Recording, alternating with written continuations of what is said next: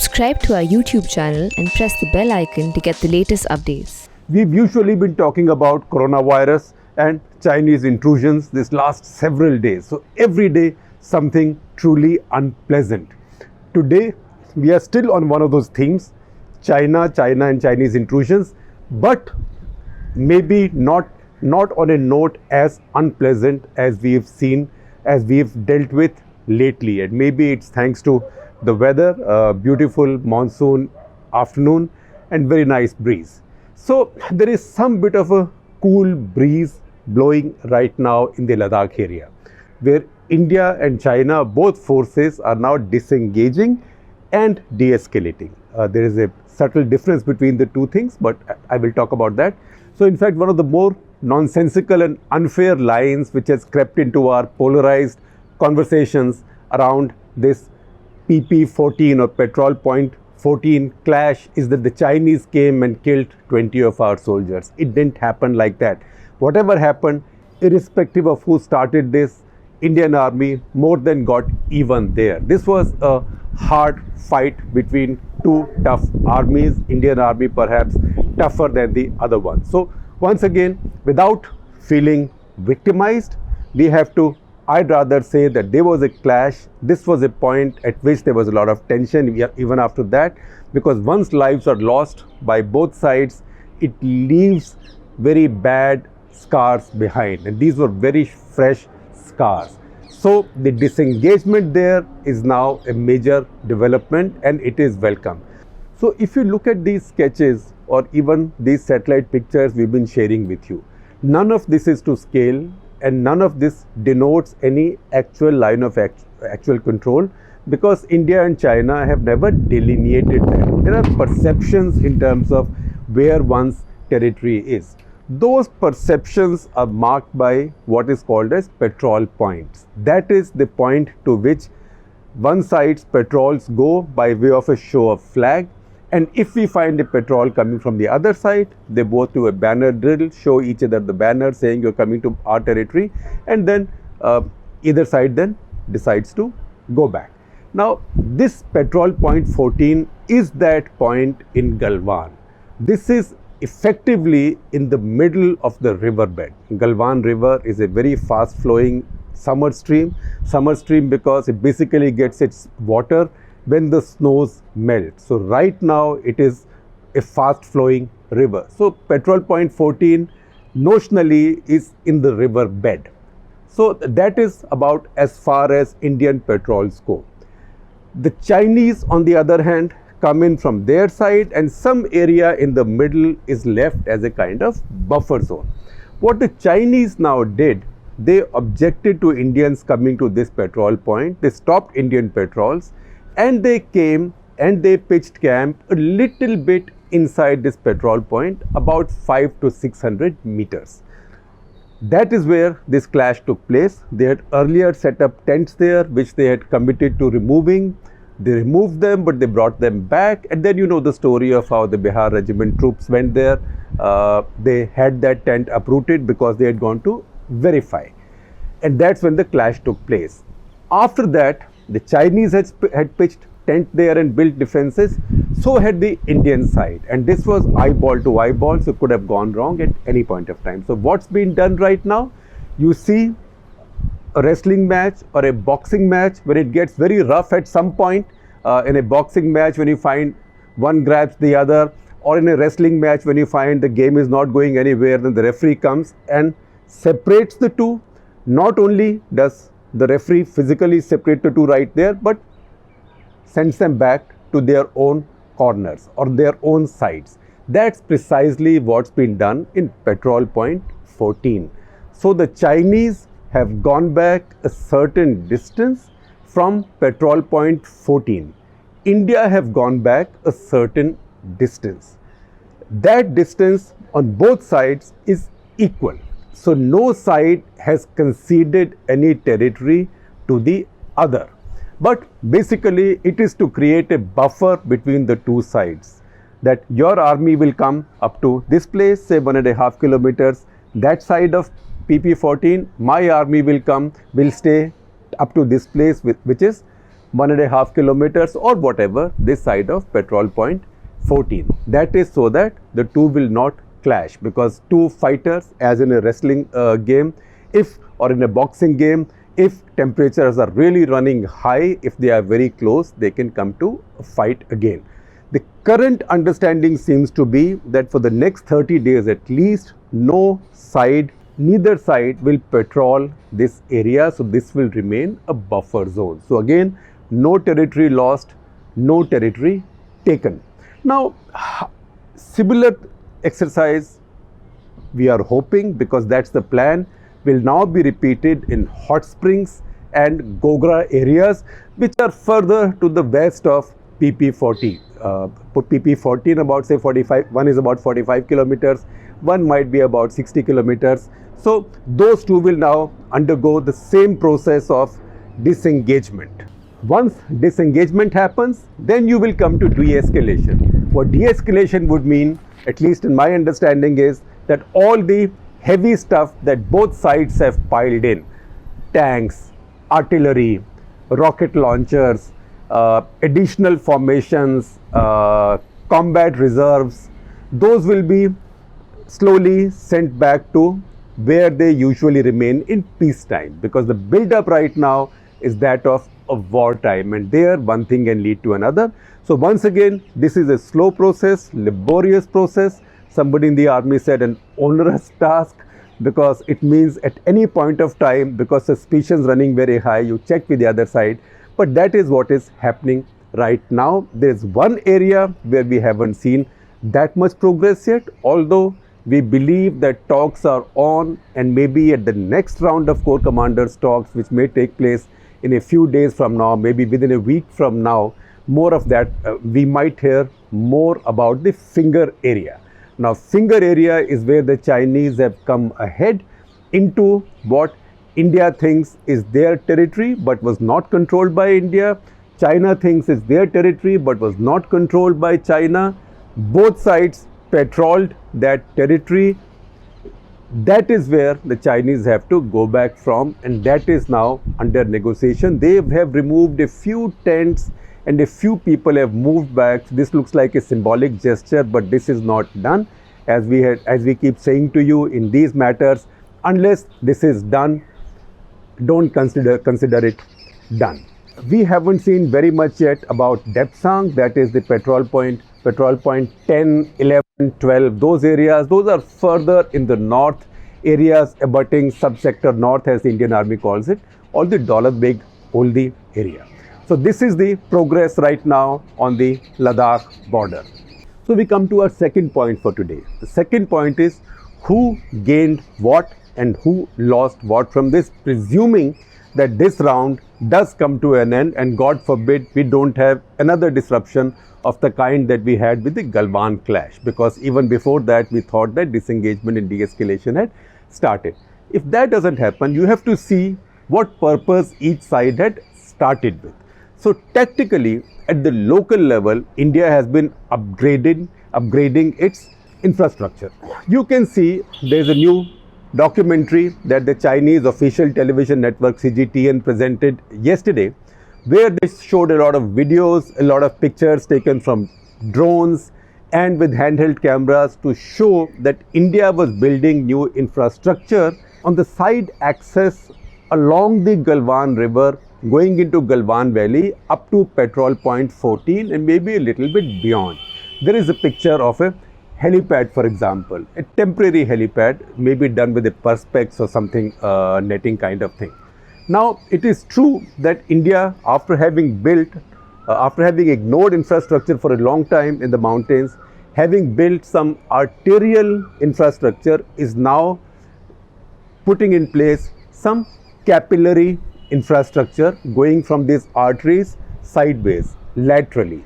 So it is possible that India for now, at least in these areas, will not be able to build that right now. But the fact is, India does not lose territory. From the Chinese side, why did they start this? If they started this to give a message to India that they are the big bosses and India should concede, they haven't been successful. They haven't been able to take any extra territory. Now, the caveat there being what happens with the finger area going ahead. Casualties, India has suffered casualties, the Chinese have suffered their casualties, their first casualties since 1979, in 41 years.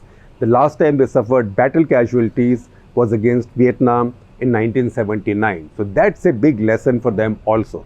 The fact that the Chinese piled in such heavy forces, tanks, artillery, etc., as did India, the Chinese brought in their air force, as did India, does show to the Chinese that India is willing to look them in the eye. So once again, politically, what have the Chinese achieved?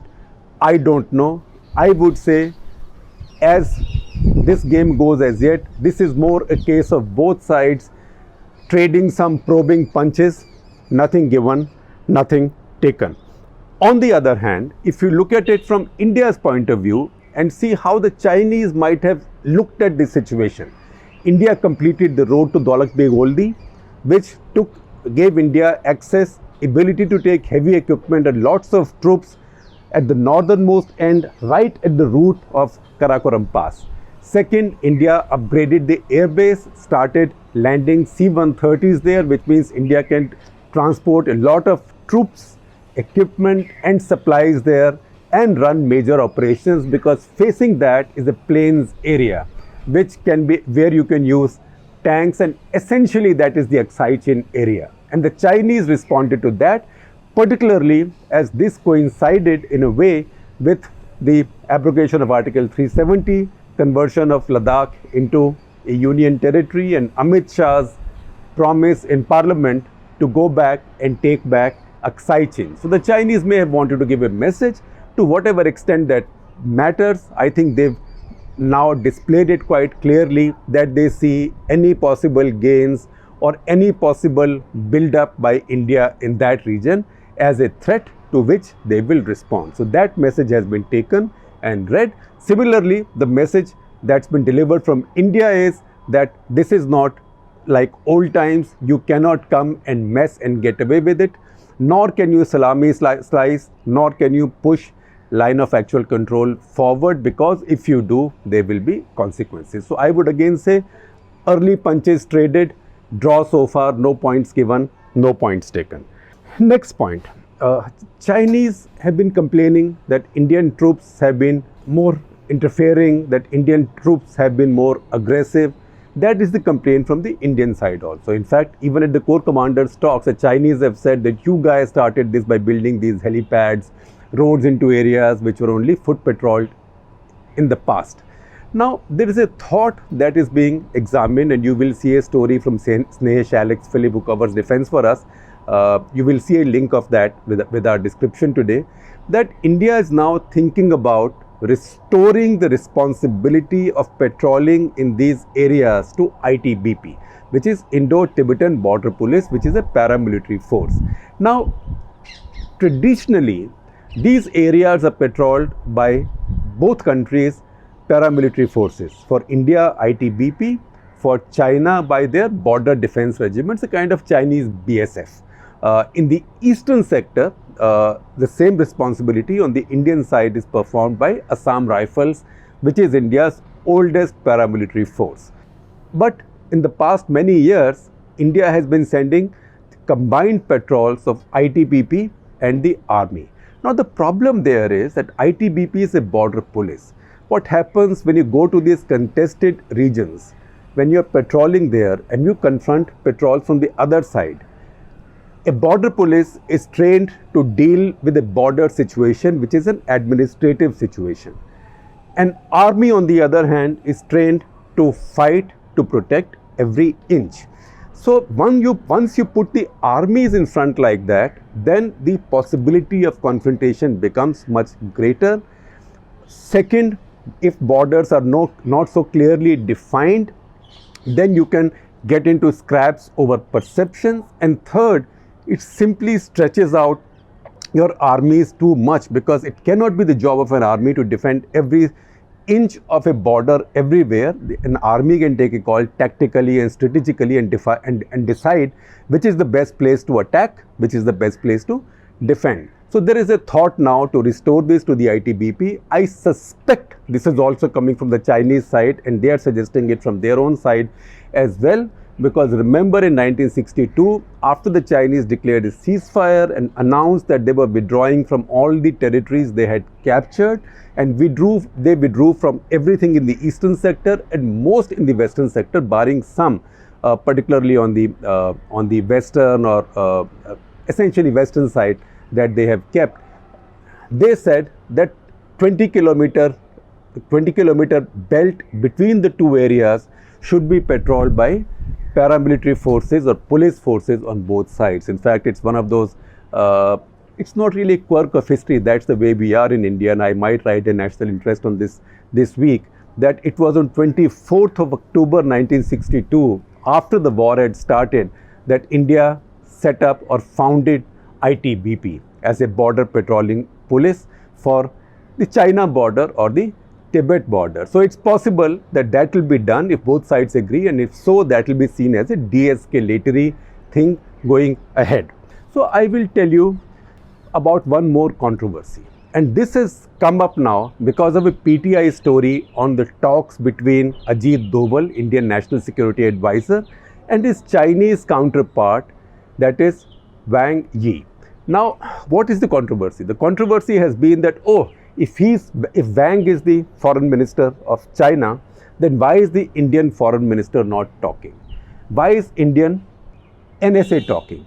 And then the PTI story complicated it because it used a line that Ajit Doval has been assigned the job of special representative for boundary talks with China because of his excellent negotiating skills. Now, this is not a reflection or compliment to anybody's negotiating skills, but just to state the facts, because that is what Cut the Clutter is all about. The SR's position in India, the special representative for boundary talks with China, that position in India is by default the National Security Advisor's position. The first SR for India was Brajesh Mishra, who was National Security Advisor, also holding concurrent charge as Principal Secretary to Prime Minister. It wasn't the Foreign Minister. After that, NSA's position split into two because M.K. Narayanan took over internal security, J.N. Dikshit external. Then J.N. Dikshit unfortunately passed away. M.K. Narayanan continued as special representative for talks with China. After that, it was Shiv Shankar Menon, and now it is Ajit Doval. Similarly, the Chinese assign a person of very high seniority, usually a state councillor. A state councillor in the Chinese system is somebody above a cabinet minister, just below a vice prime minister, a vice premier there. So it was Dai Biango earlier, there Jiang Jiechi, and now this is Wang Yi, who's also a state councillor besides being the foreign minister. So once again, there is no controversy there. In India, the SR with China is always the NSA. And finally, I said I'll tell you 5 things. Finally, now how do India and China find out whether each side is keeping its promise? What happened on 15 June happened because of lack of trust. Because this Bihar regiment officer and his troops went to check if the Chinese had really cleared their tent or not. And when they found that the Chinese has put it back there, then they responded and they uprooted it and a jhagda took place. Now, trust is now completely missing. So both sides now are verifying. So each one takes a step gingerly, the other one verifies, and they verify on either side. But more than physical verification, now it's being done through UAVs, quadcopters, and also through aerial means. And then maybe there will be some, by mutual understanding, there will be some manual or physical inspections that has to be done very carefully. So the principle that you've been hearing about very often in the last couple of days is trust but verify. And there is a history to that 3-word phrase. And the history is that when Gorbachev and Ronald Reagan were having their endless talks over disarmament and over détente between the US and the Soviet bloc, when that ended, then Reagan used this expression in Russian. And Reagan said, I may not get the pronunciation right. He did not get it right, and I'm not sure I can get it right, but I will try, because this is an original Russian expression and very familiar and popular Russian expression. Devrei no provrei. Trust but verify. Provrei no provrei. Trust but verify. So Reagan said that all this is fine, but as I keep saying, trust but verify in Russian. And Gorbachev said at the same press conference, he's been saying this to me in every conversation. So that is the expression being used now. Credit the Russians with having invented it, and Ronald Reagan with having made it popular in English language. And if you just have a few more seconds, you can actually hear that brilliant conversation, historic conversation between Ronald Reagan and Gorbachev. But the importance of this treaty transcends numbers. We have listened to the wisdom in an old Russian maxim. Though my pronunciation may give you difficulty, the maxim is dovyai no provyai. Trust but verify. На каждой встрече вы это повторяете. You repeat that at every meeting.